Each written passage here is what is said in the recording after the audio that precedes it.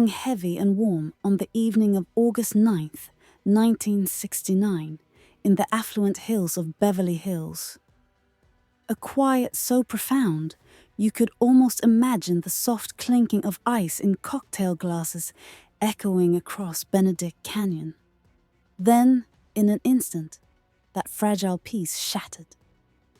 Screams ripped through the night, punctuated by the chilling crack of gunfire. For 20 agonizing minutes, chaos reigned, and then silence descended once more. A quiet far more terrifying than the noise that preceded it.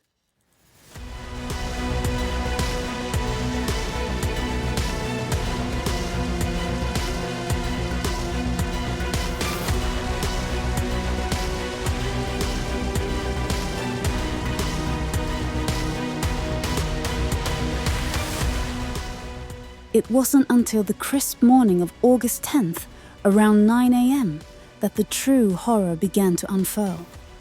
Winifred Chapman, the maid, arrived at 10,050 Cielo Drive. In the driveway, she noticed a car. A figure slumped inside, seemingly asleep. A closer look, however, revealed a grim truth. The man was dead. When police swarmed the scene, they confirmed the death of Stephen Parent, a friend of the property's caretaker, felled by a gunshot wound. But what awaited them inside the unlocked front door was a tableau of unspeakable terror. Blood, a grotesque crimson canvas, smeared the walls, where the single chilling word pig was scrawled. 4 bodies lay twisted, brutalized, and mutilated, victims of a savage rampage. Among them, the luminous actress Sharon Tate, director Wojciech Frykowski, heiress Abigail Folger, and celebrity hairstylist Jay Sebring.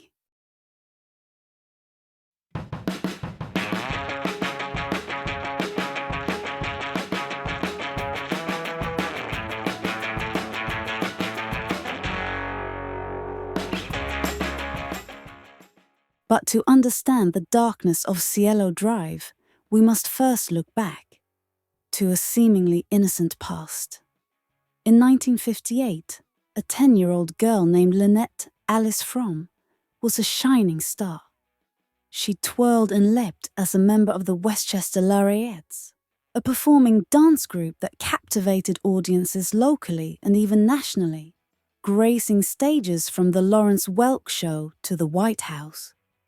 By 1963, the Laureates had danced their last, and the Fromme family relocated to Redondo Beach.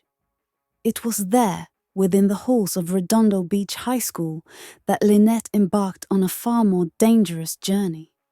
She discovered the allure of alcohol and drugs, a path that brought disruption and turmoil to her family home. Her grades plummeted, yet she managed to graduate in 1966.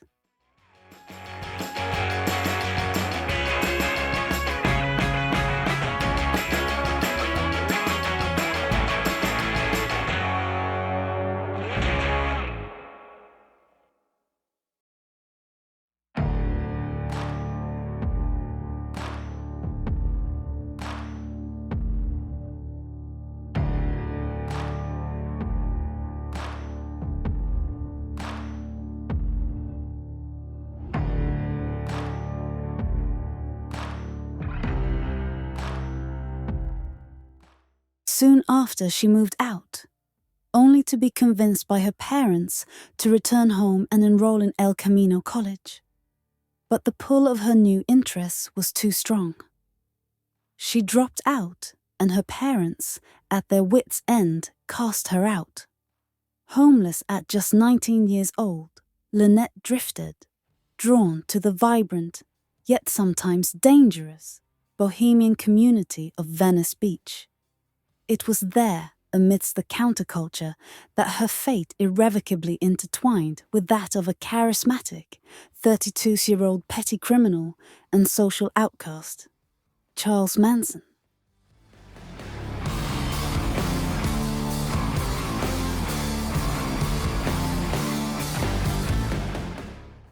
Manson a product of a broken home, had been adrift for years, surviving on a diet of burglary, theft, and small-time cons.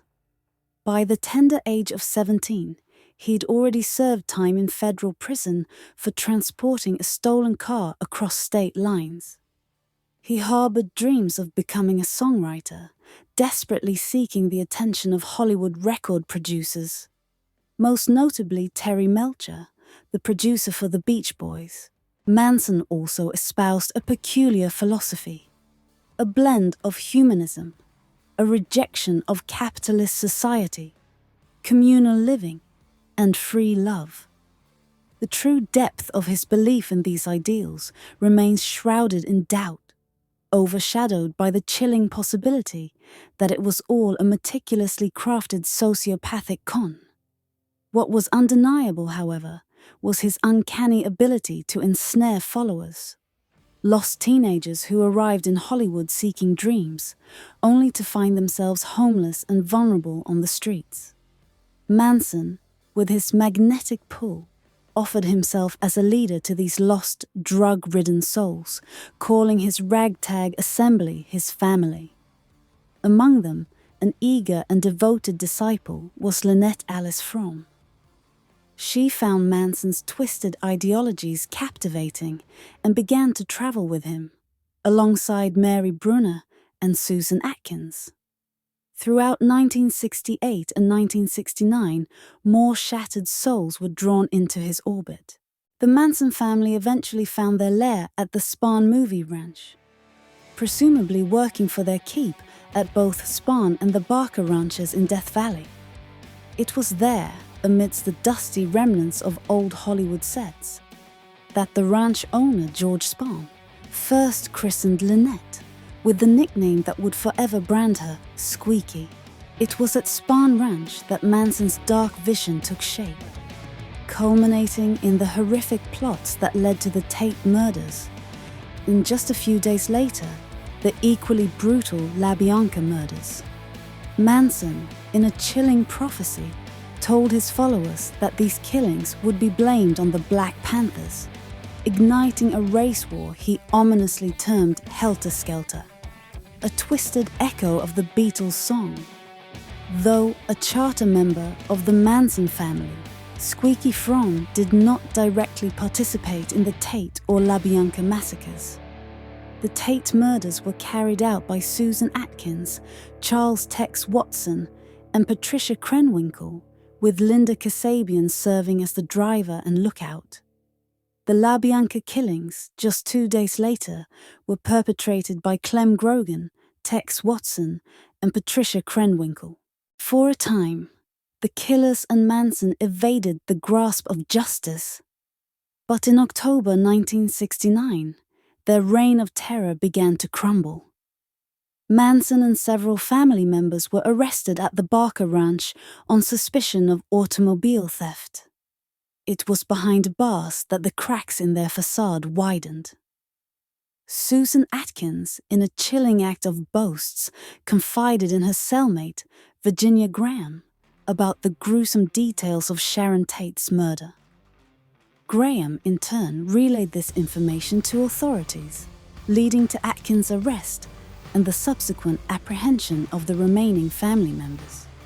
Linda Kasabian, who was present at the Tate murders but did not participate in the killings, was granted immunity from prosecution in exchange for her damning testimony against Manson and the others. Squeaky Fromme, despite her deep connection to the family, was not directly implicated in the murders.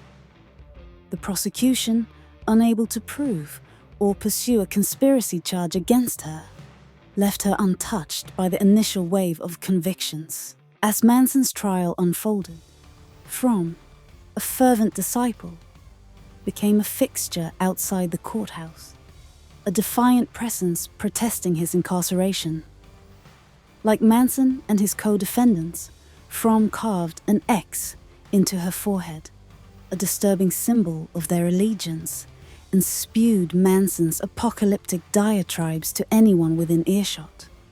Her unwavering loyalty led to brief jail stints for attempting to prevent Manson's followers from testifying and for contempt of court due to her own refusal to cooperate. In 1972, under Manson's direct command, Fromme journeyed to Stockton with Nancy Pittman, Priscilla Cooper, Michael Monfort, and James Craig. The latter two were members of the Aryan Brotherhood. The sinister purpose of their trip: to silence James and Lauren Willett, who were preparing to confess their roles in a series of robberies perpetrated by the Manson family. Both Willets were brutally murdered and buried by the Manson group. Subsequently, the entire group was arrested, and Lynn Fromme was jailed for nearly 3 months before being released due to a lack of evidence. The others faced trial and were convicted. Authorities grimly estimate that Manson and his followers are likely responsible for dozens of murders across California during their 5-year reign of terror. After her release from jail, Fromme relocated to Sacramento, joining Sandra Good. Both women, their devotion to Manson's preachings unwavering, adopted new identities and attire. Fromme became red, and Good, blue, cloaked in flowing robes that symbolized their allegiance. Then, on the morning of September 5th, 1975, a new chapter of infamy began. Squeaky, now known as Red, walked into Sacramento's Capitol Park. She was cloaked in a distinctive red hooded robe, a .45 caliber semi-automatic pistol clutched in her hand. A partially loaded magazine was in the weapon. But in a crucial oversight, she failed to cycle the action, failing to chamber a cartridge. As President Gerald Ford emerged from a meeting, Fromme moved forward, her hand raising the pistol, pointing it directly at the president. Reportedly, she pulled the trigger. But the gun, unprepared, remained silent. Immediately, Secret Service agents swarmed, subduing her. As she was taken down, she is reported to have exclaimed, her voice laced with surprise and frustration, "It didn't go off." Just 3 weeks later, an unconnected and equally shocking event unfolded. Sarah Jane Moore attempted to assassinate President Ford in San Francisco. Moore, however, had no ties to Charles Manson or his followers. Her motivation stemmed from her involvement with the Bay Area student revolutionary movement and a strange obsession with Patricia Hearst and the Symbionese Liberation Army. Fromme was charged with the attempted assassination of the president. Despite her insistence that she never intended to kill him, she defiantly refused to cooperate with her own defense. She was swiftly convicted and sentenced to life in prison, a sentence from which she was finally paroled after 34 years in 2009. Sarah Jane Moore also faced conviction for her attempted assassination and served 32 years in federal prison before her parole in 2007. Lynette Squeaky Fromme and Sarah Jane Moore hold a unique, chilling distinction.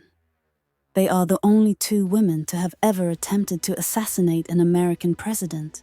Since her release, Fromme, now 76 years old, resides in Marcy, New York, with her boyfriend Robert Waldner, in a house reportedly adorned with skulls, a subtle echo of a dark and unforgettable past. Following Fromme's attempt on President Ford's life, Claire Booth-Luce penned a widely quoted article in the Wall Street Journal titled "From Here to Eternity." In it, she delivered a scathing indictment of the 1960s and 70s counterculture socialist humanist movement, lambasting it as immoral, if not outright immoral, and ultimately destructive to the fabric of organized society. The shadows of that era, and the figures who emerged from its fringes, continue to haunt us to this day.